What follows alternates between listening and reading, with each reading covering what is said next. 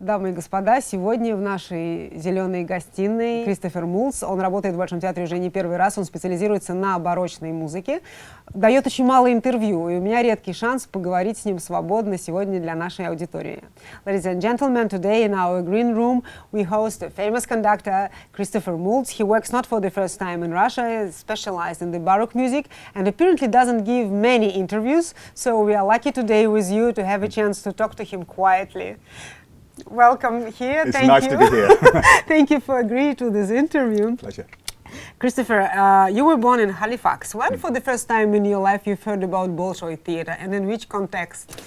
I think primarily I grew up with the idea of the Bolshoi ballet was the big sort of thing in the West at that time.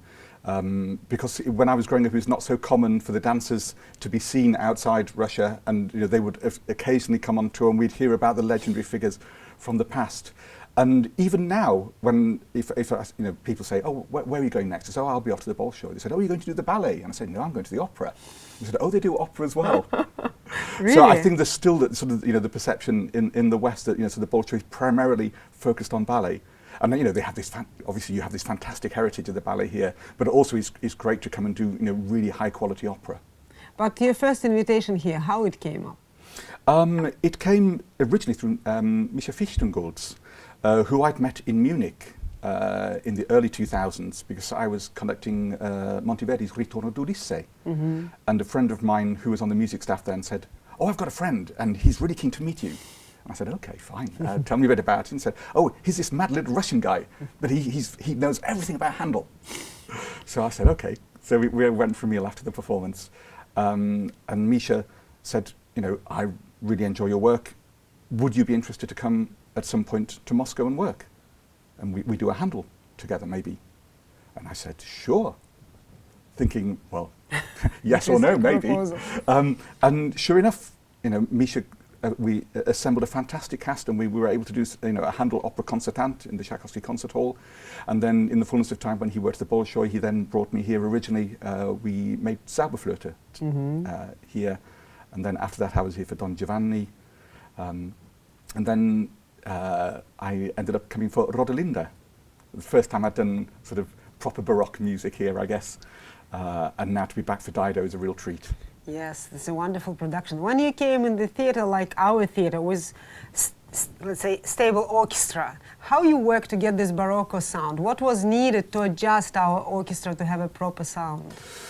This is always a difficult one. I remember I came here to do a concert with the young artists, and in the course of this we had to do a wide range of repertoire, from Pique Dame, we did some Werther, which the orchestras played fantastic, of course. I had next to nothing to say to them, a couple of things here and there, but generally they made this fantastic sound. And then we had to play the opening scene from Idomeneo of Mozart, which they found a little bit more tricky, not quite so straightforward. And then at the end of the first half, there was the duet from the end of Act 1 of Giulio Cesare, the Cornelia Sesto duet. And I thought, well, this is difficult for the orchestra to play. It looks very simple on the page. It's dum-dee, dum-dee, da-dum-dum. And it was very strange, because I'd marked the parts quite carefully. And this orchestra that 5 minutes before sounded like this most fantastic orchestra, suddenly for about 5 minutes sounded a bit like a school orchestra. Because they had in their ears no point of reference for this type of music. Because very few of them who actually sat down and played 4 hours of Baroque, sort of Baroque end to end, let alone in the middle of a big concert of other things, suddenly to be able to produce this sound. And so we worked very hard at that point to try and create a sound world, and to sort of find the bow stroke. So you need to change your technique also. Also, it's a different mental approach and physical approach. In the way that with the left hand for the string players, they're used to producing the expression with the vibrato, and they move the sound like that to make more intensity. In Baroque music, that's not so common. It's not that you can't use vibrato, but it's used very sparingly and for very special effects. And most of the time you play without vibrato with this hand, so the expression then comes from here in a different way. It's like if I asked you to talk to me, but without moving your face. But you've got to be equally animated. Very difficult. And suddenly, you feel, oh, I'm stuck. It feels completely unnatural. And for the players, I think they feel very uncomfortable. But after a while, they find the freedom. And it's like, I guess it's like when you get in a new car for the first time, one you're not familiar with, and people say, oh, drive it round there. Really go for it, really go for it. And you say, no, I don't feel comfortable. And after you've done a couple of laps, you sort of think, oh yeah, that's fine. I know it goes round the corner now. And you sort of finding that excitement with them of how to explore that and being able to open up a new sound and new possibilities of the technique to express. You didn't have to change any instruments then? They use older style bows, which are shorter in length than the modern bows, and they're curved in a different way, which means that the majority of the weight of the bow comes at the start of the stroke. So the weight goes yum, like that. Whereas if you're playing modern repertoire, you want to have sound that sustains from there all the way to the end of the bow and back again. And so you can have this lovely, fantastic, long sounds. Whereas from much of the early music, it's dance-based. So it's all about downs and ups. So you have a downstroke and an upstroke. And the upstroke has a different lightness to it. And with the lighter bow, which has the weight focused at this end, it's much easier to achieve that than with the modern bows, where the weight sort of feels like it's a little bit swimming through treacle, we say. And now in the Orchestra for Didona ENA, do we have some special instruments also there inside? Also, we have 3 lutes, which obviously the Bolshoi Orchestra does not have a normal use for, so we have players who come in from the outside, and also we have a viola da gamba. And between those instruments and the 2 harpsichords, one of which I play, we do most of the continuous stuff between us in that format.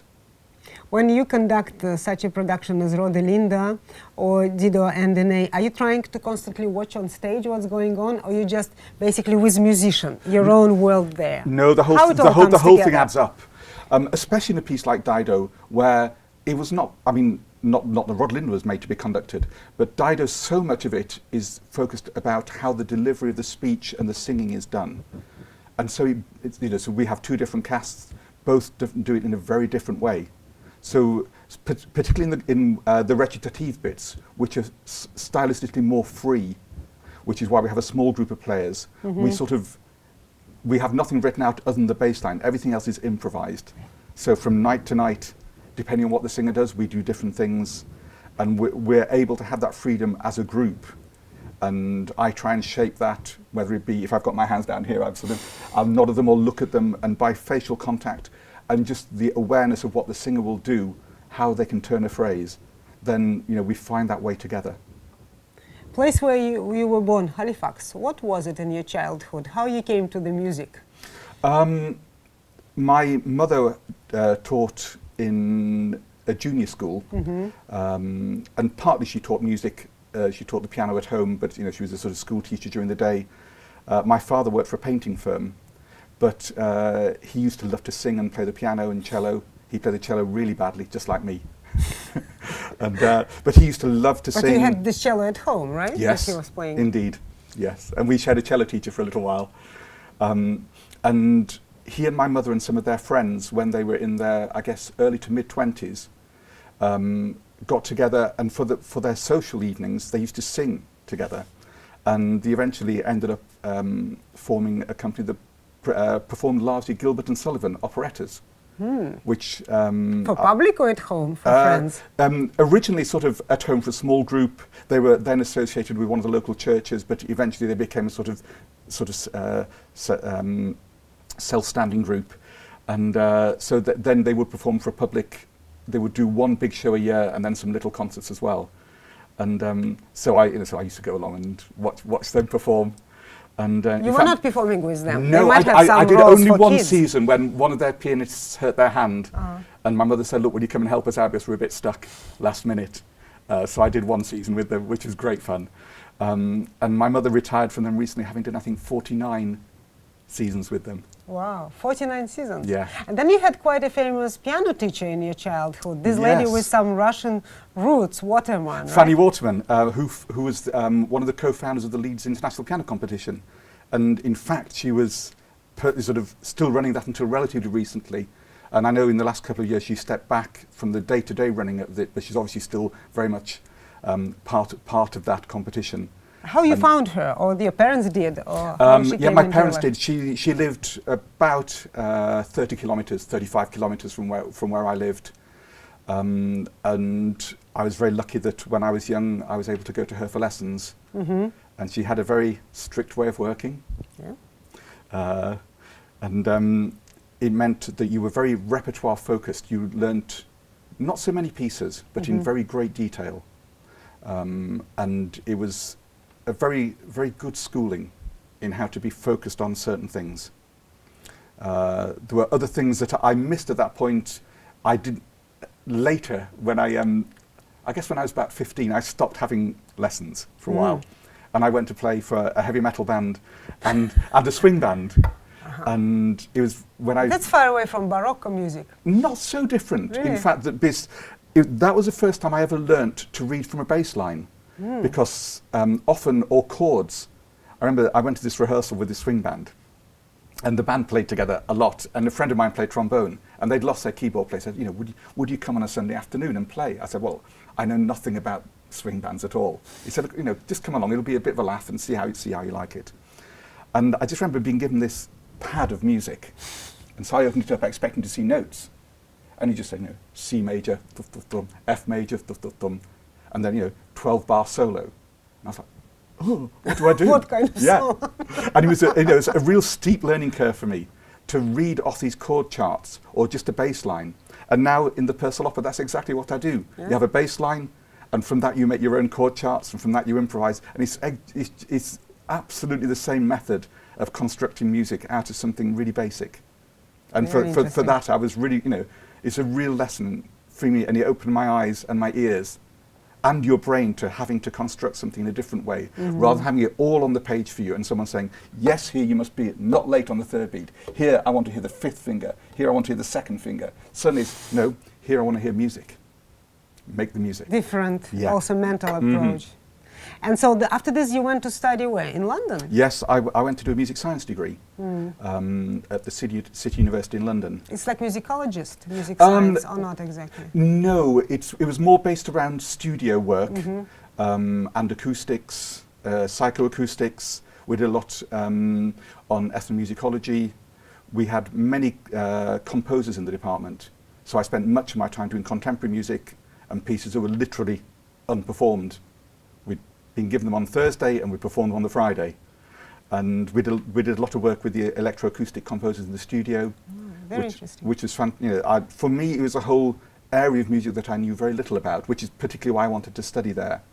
And to me, it had the best of both worlds because we had this very relaxed environment. The professor, Malcolm Troop, who was there, was this complete polymath who had recorded the Violent Regard of Messiaen on the piano, fantastic recording. I think it might still be available. But he had this fantastic knowledge of all kinds of music, and he brought that joy of the whole width and breadth of what music might be to his students, which was, you know, really fantastic. We had a range of professors, some who were not great players but fantastic minds, some who were really good performers but not so interested in whether you could write 12,000 words on Debussy. My personal tutor, who was an authority on Debussy and, you know, sort of reconstructed a lot of Debussy sketches, and so, you know, we had a real mix of influences, and I was lucky that I was also able to have piano lessons at the Guildhall School of Music, and so at the end of the year we were assessed by the university and the Guildhall, and Jimmy Gibb, who was my teacher, was the head of keyboard or head of piano studies there, and I had a fantastic couple of years with him. And again, he was very tolerant because I didn't practice quite as hard as some of his other students, because obviously I was doing my sort of university work as well. But again, he was another gentleman who was able to open different avenues of music up to me, and just, you know, he would sit down and play a phrase of Schubert. And I said, how do you make it sound like that? He says, I don't know. But to me, that's what the music says. He says, now you sit down, you play. You think what the music might be. And it was just great to have people like that who were able to open your ears and your mind. It wasn't only just about how the fourth finger works here. And to me, that's, you know, sort of, I think as I've gone through my career, those kind of influences mean when you open a score, you don't just look at the nitty-gritty, you look at what the effect, you know, the the composer wanted or what you can bring to it. I thought this way that you conducted Bird Whistle piece was something sort of extraordinary in your life, but now I understand it was also normal path because you started earlier with all contemporary music and contemporary composers as well. Yes, absolutely. But how you come to conducting then? Because of course when you play music yourself it's very different. Yeah. I guess at school we used to have a what's called a house choir competition every year, and as part of our school competitions there would be you had to put on a play, you had a swimming gala, there'd be athletics, and there would be a music competition where every house would have to present a big choir, and I ended up being the house captain for 1 year, so I had to conduct the choir, and so I did a little bit of that, and then I was playing for one of the amateur music groups again when I was, I guess, probably 16 maybe, and I used to play for a lot of musicals, so sort of Oklahoma, Chicago, those kind of pieces, which I really loved. And we were doing a piece called Blondel, which had been in the West End, written by a gentleman called Stephen Oliver, who very sadly died very young. He'd written also serious operas. Timon of Athens was performed at English National Opera when I worked there. But he'd written this West End musical, which we were doing, and I was playing the keyboards, and the gentleman who's the music director was taken ill the week before the show, and I was supposed to sort of be going on holiday while the show was on, and they said, would you consider staying to play? I said, well, who else could you? If you can find someone else, that would be great, because then I can go on holiday. And they said, no, if you could stay, we'd be very happy for you to take over. So I ended up conducting these. They'd got in really great local musicians. And so, was it your very first conducting experience? Yeah, in public like that, and I was lucky that I had people, a lot of it was drum based, and we had this fantastic percussionist who used to play with the Halle Orchestra, and had come over from that side of over the Pennines, over the mountains, to come into Yorkshire to come and play. So I was lucky that I had really fine musicians, because I knew very little about how to sort of put it all together. But I guess those were my first experiences. And then when I was at university, I was sharing a house with some, I think 3 girls off our music course. And one of them went to work for a company called British Youth Opera, which is still going now and training sort of the next generation of opera singers. And she said, what are you doing this summer? I said, well, I haven't really got plans yet.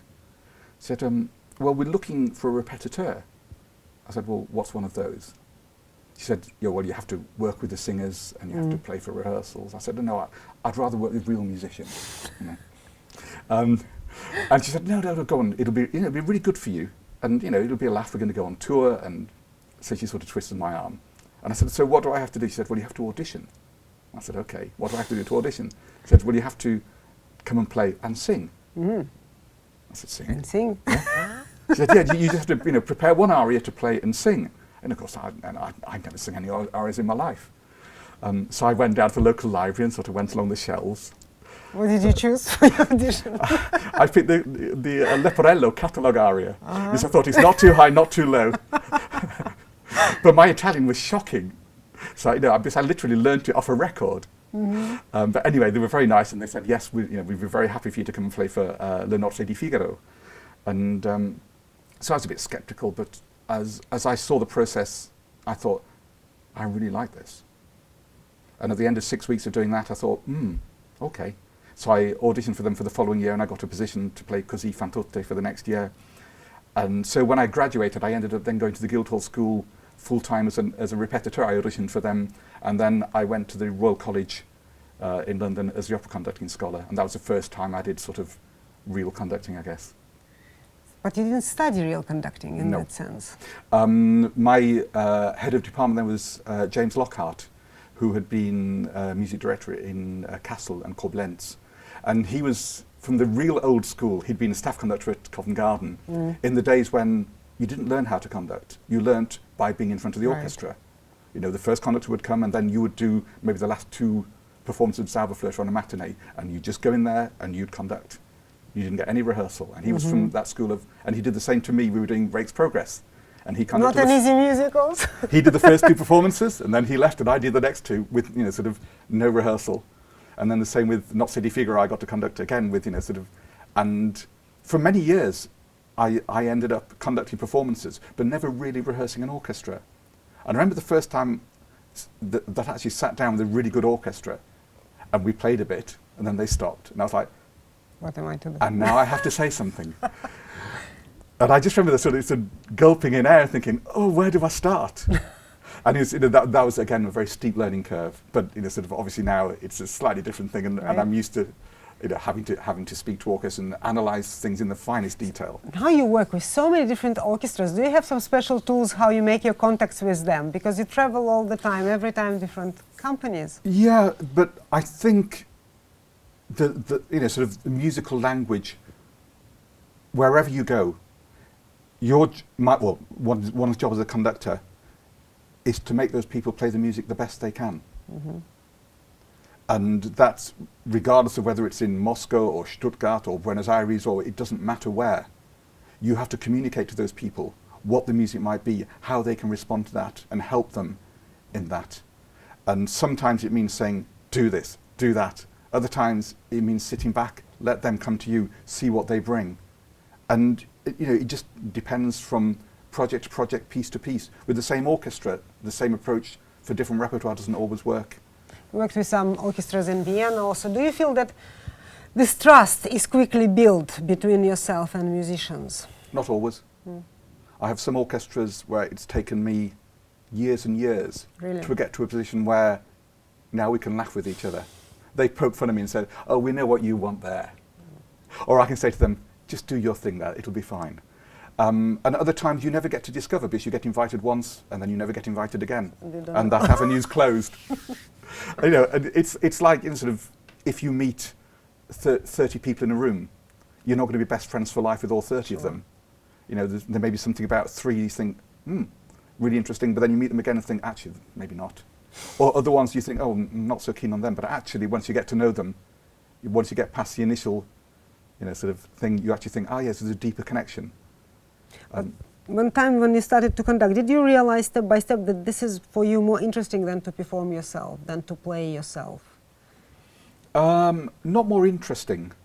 I felt I was better suited to it. I mean, I guess as a travelling conductor, I spend a certain amount of time on my own.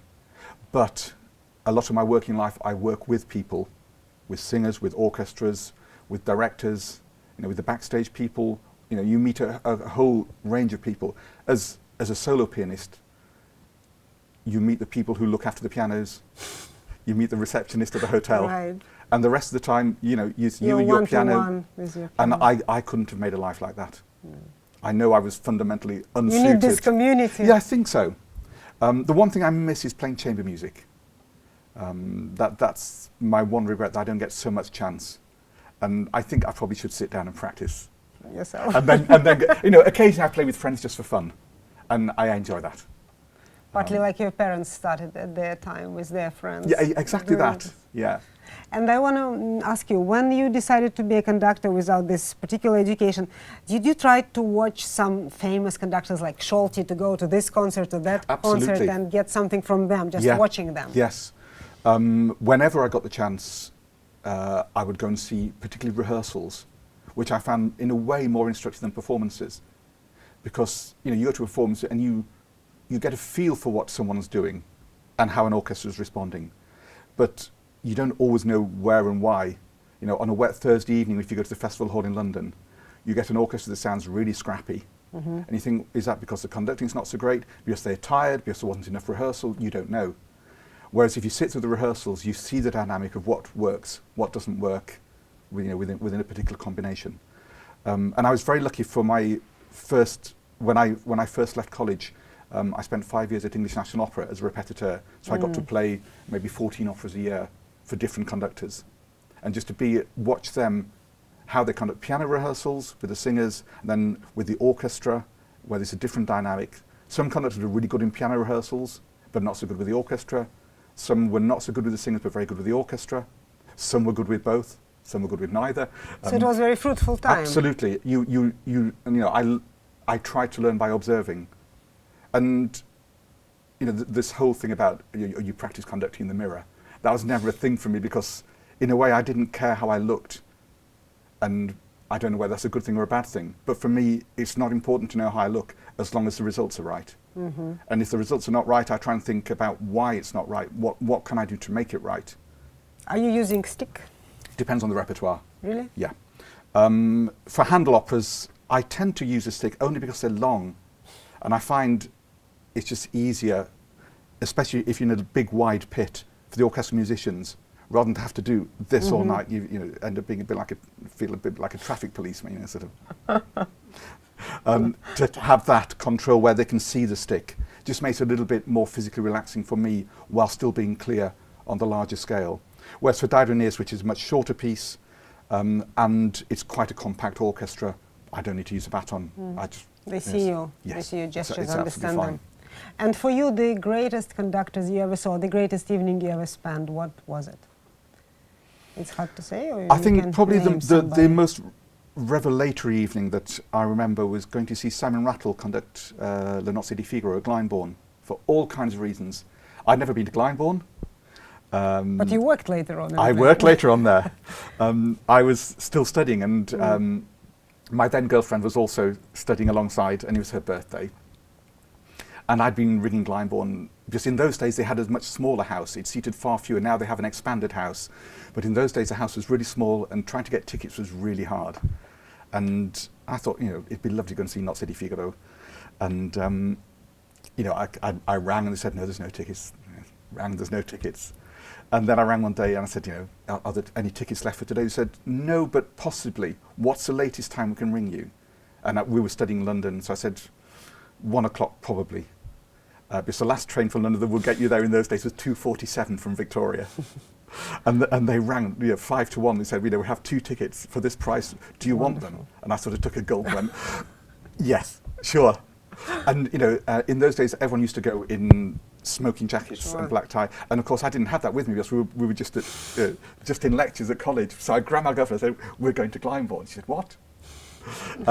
So we turned up looking a little bit scruffy, and I had no idea about the whole event. But it was the first time I'd ever heard, it was the Orchestra of the Age of Enlightenment playing on period instruments. And the combination of this intimate opera house on period instruments with, you know, sort of Sir Simon conducting in the middle, I thought, this is fantastic. This is just fantastic. And so, yes, later when I got the chance to, you know, to audition for Glyndebourne, it was so special to then go back there and sort of be on the sharp end of it. Is that while you were working in Glyndebourne as a choir master that you started to love so much Baroque music, or even before? How Baroque came to your life so strong? That was completely by chance. When I was at English National Opera, I was originally engaged as a trainee repetiteur, so I was there on a sort of 6-month, you know, like just as, you know, they had a temporary contract when they took people fresh out of college, just to give them a little bit of training, and then you would go and make your way in the world. And for me, it was very lucky. For the gentleman, it was very sad. One of the music staff died while I was a trainee. And in those days, those jobs just did not come. No one left a job like that because, you know, they were so sought after. Right. And the head of music staff said, would you be interested in auditioning for the job? And I said, sure. So I auditioned, and luckily I became a member of the music staff. And while I was there, they had some really great pianists on the staff, but they were also really good conductors, and they wanted to conduct, and they didn't want to spend their time playing rehearsals, most of them. So I got sort of the job of playing for most of the rehearsals, which is great for me. And then we were doing Serse by Handel, and they put me down to play second harpsichord, and I'd hardly ever played the harpsichord. I had a girlfriend whose father used to build harpsichords, and, you know, when I went round to her house on a Saturday, she was a violinist, so we'd play violin and piano stuff. And then he said, oh, you know, maybe you could play on the harpsichord. And I'd play on this thing, thought, I can't make it sound decent. It sounds horrible. It sounds horrible. And for many years, me and the harpsichord, we were not friends. You know, I'd sort of approach it like, you know, like not to disturb a sleeping dog somehow. Right. And it was many years before I became comfortable to just sit down and play and think, yeah, actually, you know, this instrument can sound really beautiful when you play it right. And it took me a long time to be able to find that. And I was really lucky that the gentleman who was conducting the Serse was Ivor Bolton, who, when I was young, I remember, the announcer on Radio 3, the classical channel from the BBC would say, and now we have the Bach Suites played by Ivor Bolton. And in those days, the only people who played harpsichords were sort of old men with grey hair who used to play in the church at weekends, and they were the only people with harpsichords. So I was expecting this old gentleman to turn up, and Ivor sort of breathing, oh, hello, it's really great to meet you. I said, oh yeah, we must have lunch. So at the end of the first rehearsal, we went for lunch to the local pub where we had, a couple of pints of beer, and then went back to the rehearsal in the afternoon, and I could hardly see the harpsichord, let alone play it. Yeah. But he was a great harpsichordist. He said, look, just do a little bit like this. That's great, do that, but keep a little bit more like this. And he was able to give me some tips. And ever since then, we worked together many, many times. I worked as an assistant, and we shared many, many performances together. And he has been a huge influence on my career, and he's given me great opportunities. Now he is music director in Madrid at the Teatro Real, so it's been lovely to join him there for some projects, and with the Mozarteum Orchestra in Salzburg, where he was also the chef dirigent. And he's a pleasure to work with. He's a fantastic musician. He has this, I would say, chaotic sort of musical existence in that he's here, there, everywhere the whole time. But he has this grasp of music. He also, like you, he likes all styles? Yeah, yeah. Just music itself? Yes, absolutely. He grew up, I think, sort of as an organ scholar, and then he played, a lot of Baroque music, but now, he's recorded all the Bruckner symphonies, and, he does, Peter Grind's Billy Budd, Amsterdam, Covent Garden. He's a man who can do all styles. And in a way that I like to have, the ability to dodge between styles and pick up the essence of music. Some styles I feel more comfortable in, some styles I feel less. But I think it's good to be able to appreciate and sort of be able to find things in all styles of music. When you now build up your season yourself, are you trying to have, let's say, Mozart and Baroque music and also contemporary music to have some balance through the season, or you don't care the way? I let the cards fall the way they fall. I think. I think if you try and plan too hard, it doesn't always work out to the best. Sometimes I think, oh, Handel. But then in the middle of the patch, you sort of think, this is such great music, why not? I'm very lucky in that most of the repertoire I get to perform are masterpieces.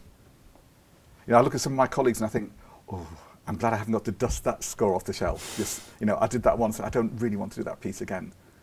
But, sort of some people love to have that variety of, pieces that aren't so good necessarily when the music's not so strong, so you have to bring something special to them. Right. I'm very lucky in that most of the pieces that I get to do, as I say, are masterpieces. What does adjust for you this word masterpiece? What is this? I think it's just the highest achievement in any particular musical genre. I remember I had a fantastic time at Staatsoper Berlin when I was doing Dionysius, Nozze di Figaro, and Punch and Judy at the same time. And it was just, these three masterpieces from three completely different styles of music. And yet, each one of them has fantastic strength. Sort of, the Bird Whistle maybe has less musical charm than the others, but it has this same visceral punch that I think that, that you find in the Purcell. The Purcell isn't just beautiful music. It should have this shock value and the ability to hit you there. But why do you think such a great renaissance of Baroque music from the past century, let's say?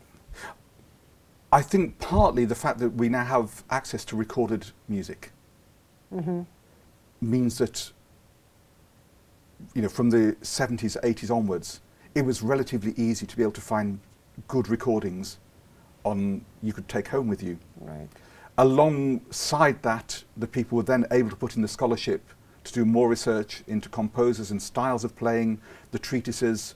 People were able to travel much more easily. So you didn't, if there was a manuscript in Vienna that you wanted to go and see, you could actually go and see it. You didn't have to go, sort of 3 weeks in a coach and horses to try and find it. And suddenly all this information became widely available. And people were able to absorb that, and players were able to experiment with different styles. and to build instruments in sort of that they understood from the way, you know, some of the treatises specify certain things about the technical requirements for the instruments. Some are more general, so we don't have a hard and fast idea of how every single instrument was built between 1500 and 1900, and which organs were built at which pitch. We have the pipes will survive, but we don't know necessarily how they were tuned. Like, you know, for whether Monteverdi played at the same pitch we do now. You know, there's organ pipes from Venice that are tuned at a different pitch. Maybe their pitch was higher. You know, this all for conjecture. But the more time goes on, the more sources we find, the closer I think we get to the truth. That doesn't mean to say we're necessarily better. But also, do you think our ears do change through the years, the sonority itself of human beings? Because I try to understand myself why, for example, the Rite of Spring was such a scandal in 1913, and nowadays for everybody it's a masterpiece. So maybe our sonority is also changing. Absolutely that, but I think, you know, if you go back 150 years, people heard music once. One piece once. For their lifetime. Interesting. And probably one style. If they heard music from 100 years before that, when Mozart sort of made his own version, performing version of Messiah, this was a rarity for people to bring old composers and say, actually, this music is worth hearing these days. It doesn't have to be only music that was composed yesterday. And I think now, you know, if you stick on Spotify or YouTube, you can hear music from as early as you like till stuff that was composed in people's bedroom yesterday morning. And it's common for our ear to be able to assimilate that whole 500, 700, 1100 years of music. And so to shock us now is harder. Whereas if you grew up only on a diet of Bob Dylan, and then someone put on Stravinsky, you think, oh, hang on, where's the tune gone? Or if you grew up with Philip Glass, and then you hear sort of Birtwistle. You know, they live side by side, but they inhabit different worlds. But because we're constantly used to having all these things thrown at us, to shock us, I think, these days is really hard. And also to have the time to detune our ears. Because, you know, you can't unlearn what you've learned, in a way. It's hard to just sort of say, right, leave all that back. Imagine what those people who sat in the Don Giovanni premiere and went, oh, what's this music about? What they must have felt that first time. We think, oh, what great, you know, right. Big, powerful D minor sounds fantastic. You know, it's not shocking for us in the same way, because we're used to what's come after that, that, you know, sort of amplifies or draws on that. And so to find the source material, in the same way that if you look at a hand-drawn miniature, it's hard to be as impressed by that as when you look at a huge skyscraper, or, you know, Rothko paintings spread across big walls, you know, which make a big statement, and people are used to now having to big statements.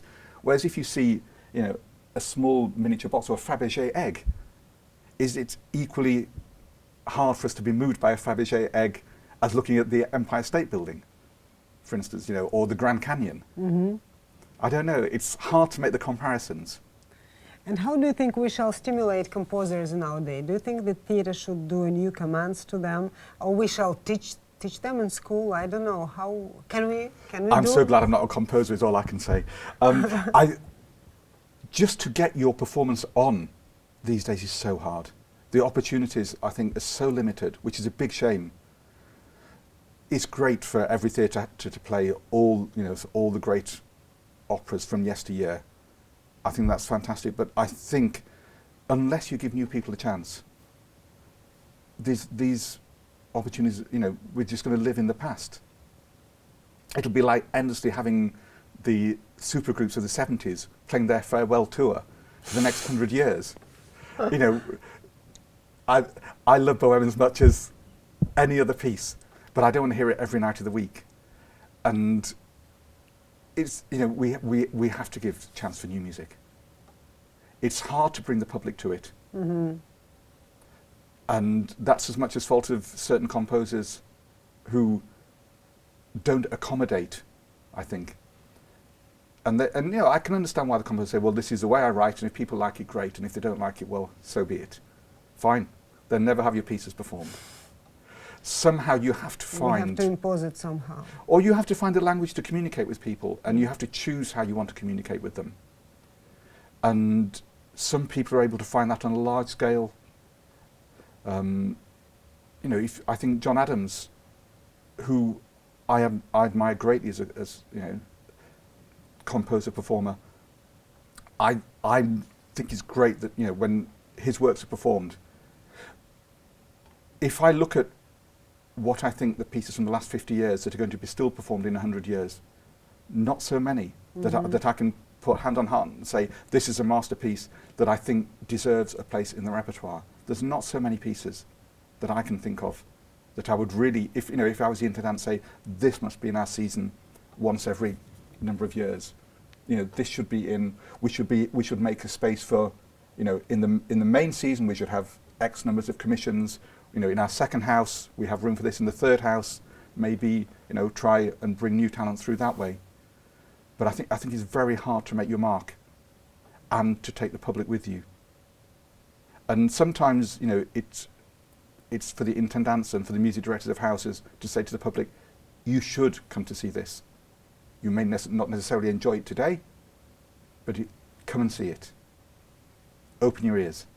Do you have some young people around you, like your apprentices, who are trying to get from you this profession or the love to music? Like your assistant maybe, or somebody? I work with a variety of people who I trust, that we not necessarily share a common vision, but that I relate to them, they relate to my view of the music. So if I'm not there, they know what I want or what I'm likely to want. That's not to say they want the same thing themselves. Sure. So when they do their own projects, they you know, occasionally I go to, you know, if I go to see one of their projects and go, oh, that's not quite what I was expecting, but great. They've got to do their own thing, find their own voice. Also, many conductors want to have their own orchestra, like, I don't know, Timirkanov has his own orchestra, or Gergiev. Yes. But you're always traveling. Yes. Is it just life goes that way, or you really prefer that? Or you would like to have your own company with whom you constantly polish something and work together all the time? I love to have a mix. For me, my preference is to have certain ensembles who I know relatively well, but they don't have to put up with me every day of the week. So I can, you know, sort of, I know them, we have a shorthand language of being able to speak to each other. So when I first time I put a downbeat, I don't have to start from fresh. I don't have to, you know, sort of try and make an impression on them. They don't have to try and make an impression on me. We just get on like, you know, sort of, like the last time the family sat down for Sunday lunch. You know, sort of, certain things you talk about, certain things you don't talk about, it's fine. But you have that sort of common bond. And sometimes it's nice to start afresh with people with a completely clean slate, but not the whole time. I find that a bit tiring, and you don't. So much of it is sort of dancing around each other that you don't always get as quickly to the music as with the people who you know on a more regular basis. Right. But you can achieve this sonority you want with unknown people. Yes. And I admire people who have ongoing relationship with orchestras for many years and form their particular way of working, their particular sound in certain repertoire, and that they can have an identifiable style. I think that's great. I don't think that necessarily suits me so much. I like to be able to sort of work with the people I have, but I wouldn't want to have to put up with me for 48 weeks a year and then have 4 weeks saying, God, we've got 4 weeks without him, thank God for that. For you as a musician nowadays where you are, what is the greatest pleasure? Rehearsals, performances? What is the highlights of your Just depends. Inner pleasure? Just depends. I mean, it's always, as a performer, lovely to have an audience who respond to what you do. I think any artist who says that's not why they do it, I think they might be taking a little bit of a porky lie. I think, every artist loves to be appreciated, and it's great when the public respond. There's nothing more dispiriting, I find, when I think we've done all we can as performers, everyone's given exactly what they could, and it's... You think, what else could we do for you? I'm really sorry. I'm sorry that they've gone home disappointed, or this sort of thing. Yeah, right, whatever. Is there something good on television? We must rush home. Or, we could have stayed and watched Netflix. We came out for this. What an evening. And that's slightly dispiriting. But, there will always be evenings like that. If every evening was fantastic, no one would ever stay at home and talk to each other. So, you have to take the rough with the smooth. Rehearsals can be extremely exciting. When you start with something that feels unpromising, and you think, how can we make that better? And you find a way, with the performers, maybe with the director, just by coming together and thinking, how can we make this work? Why isn't it working now? What isn't working now? And then it's really exciting when you suddenly think, wow, that is better. That was a good day's work.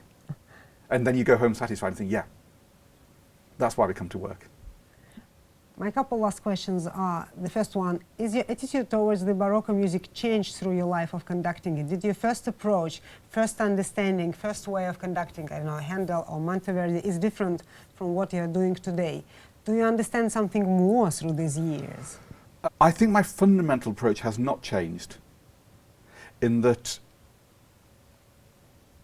I've always tried to start from the point of view of what the composer, to try and be faithful to the composer's intentions. And I know most conductors will try and say that. They don't say, oh yeah, I want to do my thing. But how can you understand it 100%? Is it possible through the score? Not necessarily, but the more of the music you know, the better you understand. The better you understand the things that aren't written. I dug out some scores of mine from 30 years ago, the other day, of new music. And I was thinking, if in 100 years' time, if some student looked at this and said, oh, that's how he must have performed this. Here it says he did it in this bit, and here he did it in 3, and here he did it at this speed. No, I didn't. That's just how I left my score. In the end, I did something completely different. But if someone dug out that, they'd think, yo, that's obviously what he intended. The composer wrote this, but actually, no, because he worked with the composer on this piece, so therefore the composer's intentions must have been this. Not necessary. No. And with Dado and Aeneas, the material does not survive from Purcell. The scores we have are from 100 years later. A lot of the music is missing. 6 of the dancers are missing. The whole prologue's missing. So, we have to try and take a judgment of what might be Purcell, and from the music we have that, looks like it's Purcell, how do you play it? And the more Purcell I've got to know, I've changed the way I do it. I've done this piece a lot. But even yesterday, I sat down and I thought in the afternoon, that doesn't feel right. So me and Maria, who plays the second harpsichord, we changed one bit. We just, we changed the chord. I said, in the cold light today, that doesn't feel right. Can we change it? She goes, yeah, we should change that. So we did. And it's all up for grabs somehow. And a certain amount of it has to be down to personal taste. You can choose to play a 5 chord, you can choose to play a 6 chord, you can choose to do a spread in this way.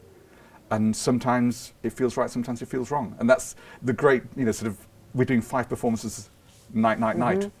But I can guarantee that 3 of the 5 will be different. Very interesting.